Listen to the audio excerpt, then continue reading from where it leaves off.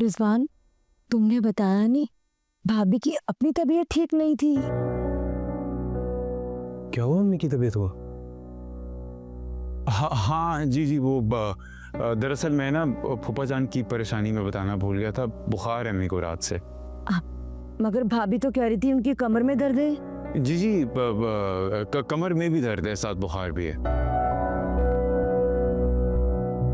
अल्लाह उन्हें शिफा दे। आमीन। माइमा, बेटा ले आई डॉक्टर की फाइल? हाँ जी, मैंने अभी डॉक्टर को दी है। क्या कहा डॉक्टर ने? अभी तो कुछ नहीं कहा, अभी वो चेक कर रहे हैं।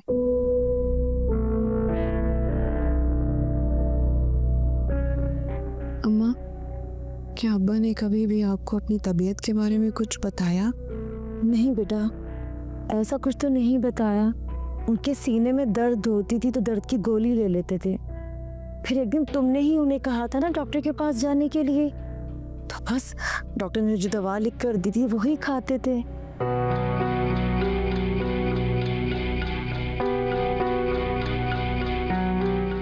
आयमा, क्या हुआ? कोई मसला है क्या?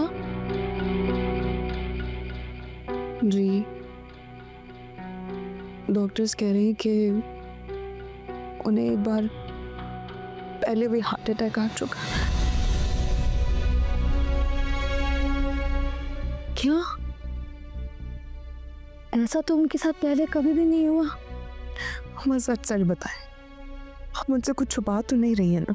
मुझसे जो चाहे कसम ले लो, मैं तुमसे क्यों छुपाऊंगी? मेरे इल्म में ऐसा कुछ नहीं है।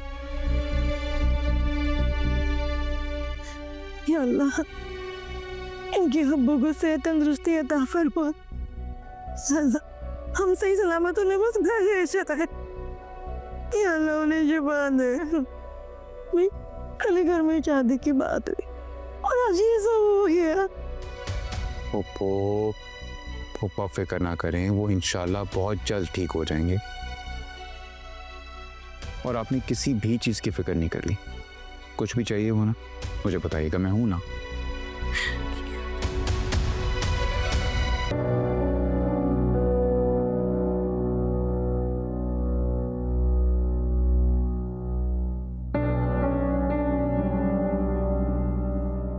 कैसी कंडीशन है अब्बा की? मैं इसी सिलसिले में बात कर रहा हूँ आपसे। जी जी बताइए। इतने कम अरसे में 2 बार हार्ट अटैक का आना बहुत ही तशवीशनाक है।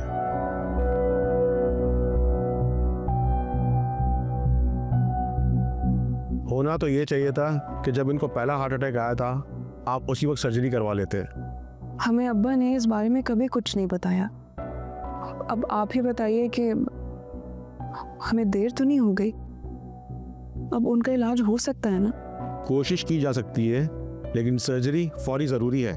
बिल्कुल, जैसे आपको मुनासिब लगे। सर्जरी में तकरीबन 7 से 8 लाख रुपए का खर्चा आएगा। 7-8 लाख रुपए? इतने पैसे हम कहाँ से लाएंगे? आप लोग पैसों का अरेंज करें और हम लोग अपनी ऑपरेशन की तैयारियां शुरू करते हैं। हेलो हेलो, जी मलिक साहब। हेलो हेलो, मलिक साहब एक मिनट, मैं बाहर निकल रहा हूँ, आपकी आवाज़ नहीं आ रही, वो सिग्नल्स का मसला है। जी जी, हाँ जी। बताएं, आप पैसों का अरेंज कर लेंगे? डॉक्टर साहब, आप पैसों की फिक्र मत कीजिए, वो अरेंज हो जाएंगे। आप सर्जरी की तैयारियां शुरू कीजिए। ठीक है, आप लोग सुबह तक पैसे जमा करवा दें।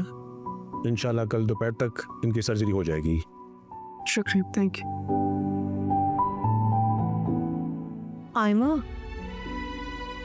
इतने सारे पैसे कहाँ से आएंगे? कैसे इंतजाम करेंगे हम? आप बिल्कुल परेशान मत हो, मैं कर लूंगी, आप बस दुआ कीजिए, सब हो जाएगा।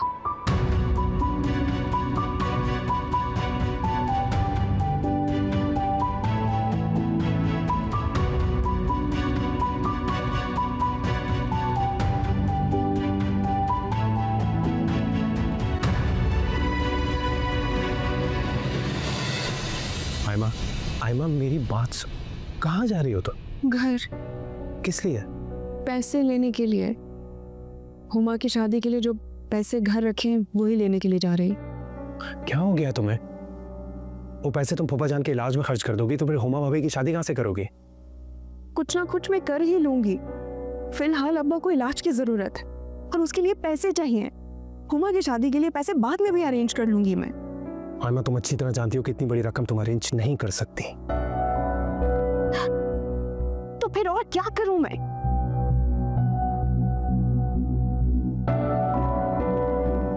पैसे मुझसे ले लो। और तुम्हारे पास पैसे कहाँ से है? वो मेरा मसला है, मैं कहीं से भी अरेंज कर लूंगा।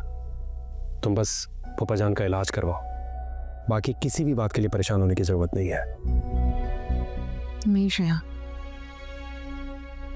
मैं तुमसे ये पैसे नहीं ले सकती। क्यों? अच्छा, अगर मुझसे पैसे नहीं लोगी तो फिर कहाँ से अरेंज करोगी? कुछ पैसे घर पर रखे और बाकी के पैसे मैं किसी से उधार ले लूंगी। डॉक्टर ने 7-8 लाख रुपए कहा है।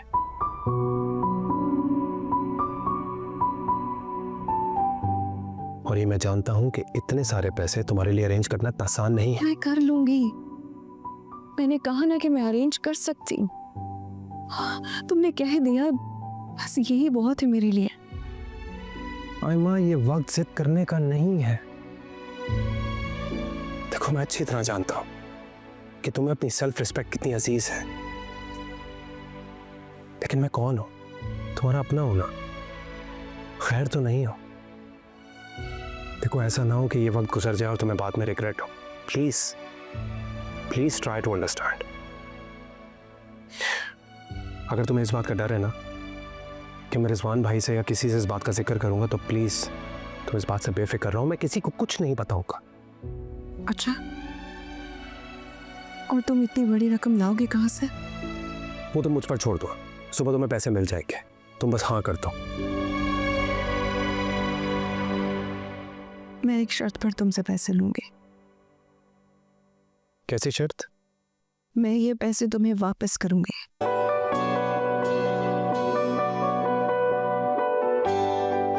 मंजूर है। और दूसरा, इस बात का जिक्र तुम कभी भी मुमानी जान और खास तौर पर रिजवान भाई से नहीं करोगे। हाय, मैं यकीन करो मुझ पर, जिस ज़बान मैंने तुम्हें दी है उससे पीछे नहीं हटूंगा।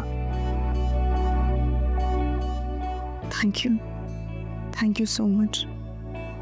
तुम्हारा ये एहसान मैं जिंदगी भर नहीं भूल पाऊंगी। बहुत शुक्रिया।